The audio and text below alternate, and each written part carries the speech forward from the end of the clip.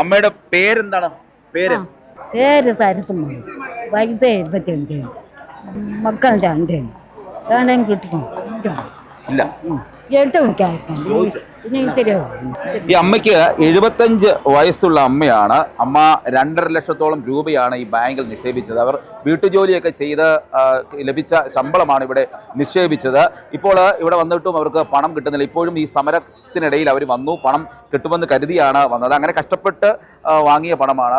പ്രായമുള്ളപ്പോൾ അവർക്ക് താങ്ങായി മാറുമെന്ന് കരുതിയ നിക്ഷേപിച്ച തുകയാണ് ഇപ്പോൾ ഇവർക്ക് കിട്ടാതെ വന്നിരിക്കുന്നത്. ഈ അമ്മ വീട്ടുജോലിയൊക്കെ ചെയ്താണ് ഇങ്ങനെ പണം കണ്ടെത്തിയത്. 2 മക്കളാണ്, അവരൊക്കെ വിവാഹം കഴിഞ്ഞ് പോയി എന്നാണ് പറയുന്നത്.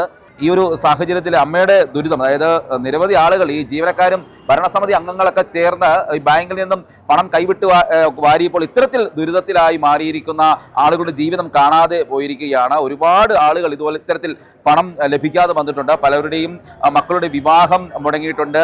പഠനം, വിദേശ രാജ്യങ്ങളിലുള്ള പഠനം മുടങ്ങി. പല പ്രായമായ ആളുകളും അവരുടെ പെൻഷൻ തുകയൊക്കെ, കിട്ടിയ തുകയൊക്കെ അവരുടെ ചികിത്സാ ചെലവുകൾക്കും മറ്റുമായി നിക്ഷേപിക്കുകയും ചെയ്തു. എന്നാൽ അതൊന്നും തിരികെ കിട്ടാതെ ദുരിതത്തിലായ ആളുകൾ ഇപ്പോൾ ഈ ബാങ്കിന് മുൻപിൽ പ്രതിഷേധവുമായി വന്നിരിക്കുകയാണ്.